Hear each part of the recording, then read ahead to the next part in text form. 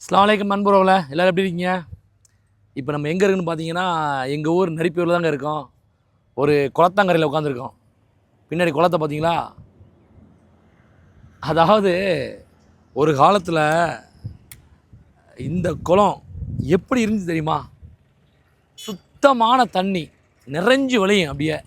நாங்கள்லாம் வந்து பள்ளிக்கூடத்தில் படிக்கும்போது பார்த்திங்கன்னா, இந்த குளத்தாங்கரையில் தான் வந்து பார்த்திங்கன்னா, அதாவது மத்தியான நேரம் சாப்பாடு டயத்தில் இந்த குளத்தில் இறங்கி ஒரு அலசிட்டு தான் வந்து நாங்கள் ஸ்கூலுக்கே போகிறது.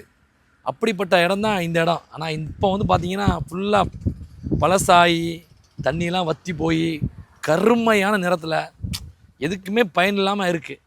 காரணம் என்ன, மழை வரத்து ரொம்ப கம்மியாயிருச்சு. பாருங்கள், நான் காமிக்கிறேன் எப்படின்னு பாருங்கள். பார்த்தீங்களா, இது வந்து ஒரு காலத்தில் இருந்த அந்த குளம் வந்து இப்போ வந்து குட்டை மாதிரி ஆயிடுச்சு.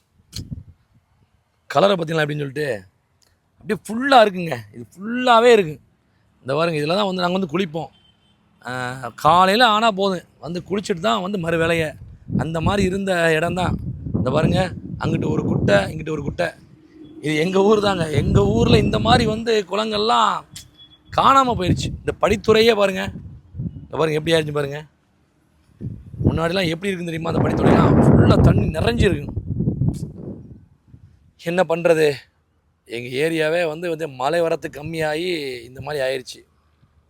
எங்கள் பூமியே வறண்ட பூமி ஆயிடுச்சு. இந்த ராமநாதபுரம் மாவட்டம்னு பொதுவாகவே சொல்லப்போனால் வறண்ட பூமின்னு சொல்லுவாங்க, வானம் பார்த்த பூமின்னு சொல்லுவாங்க. அது உண்மை கிடையாது. மழை வந்து ரொம்ப கம்மி எங்கள் ஏரியாவில். அதனால் இந்த இருக்கிற தண்ணியெலாம் வந்து பார்த்திங்கன்னா குளங்கள்லாம் குட்டை ஆயிடுச்சு. இப்போ கலர்லாம் மாறி போச்சு.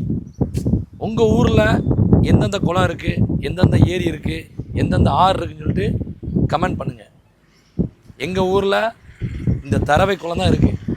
அது தரவை, இது குளம், இதுதான் இருக்குது எங்கள் ஊரில்.